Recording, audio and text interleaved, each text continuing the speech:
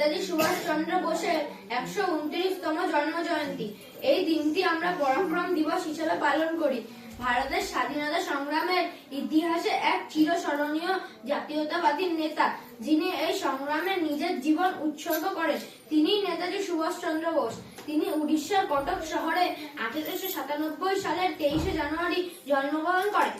তার পিতা জানকীনাথ বসু, মাতা প্রভাবতী দেবী। তিনি কলকাতা স্কটিশ চার্চ কলেজ থেকে দর্শন শাস্ত্রে প্রথম শ্রেণীতে বিএ ডিগ্রি অর্জন করেন। তারপর তিনি তার বাবার অনুরোধে ইন্ডিয়ান সিভিল সার্ভিস ICS পরীক্ষায় বসেন এবং উত্তীর্ণ হন।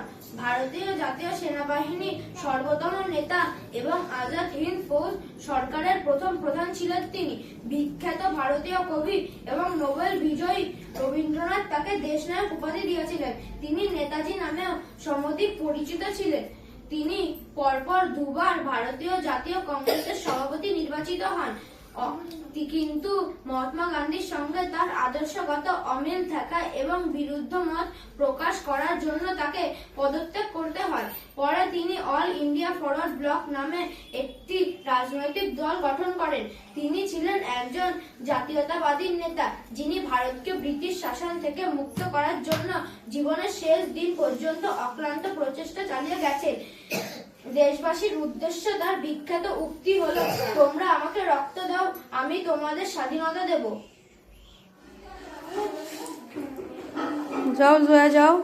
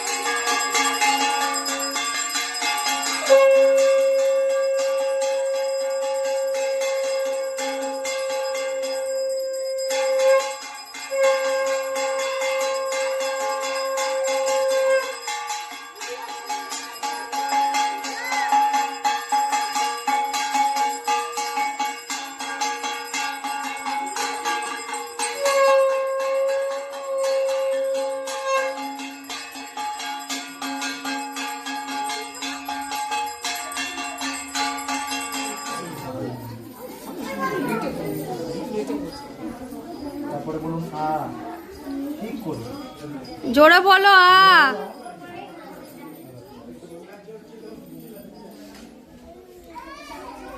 তারপরে বলো এ, তারপরে বলো বি, তারপরে বলো সি, সি ঠিক করে। তোমার আজকের থেকে ঝামেলা চালু।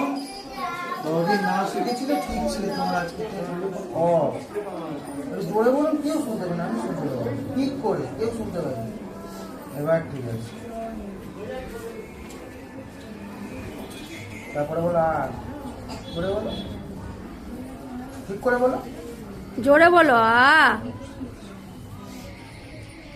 তারপরে বলো এ,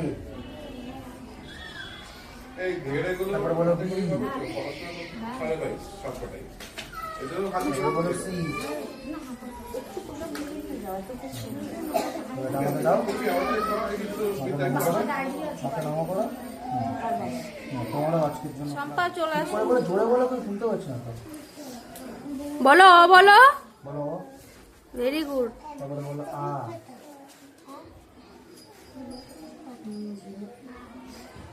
তারপরে বলো এ, জোরে বলো এ। জোরে বলো।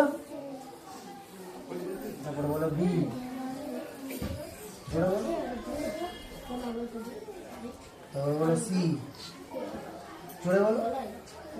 সি ঠিক আছে।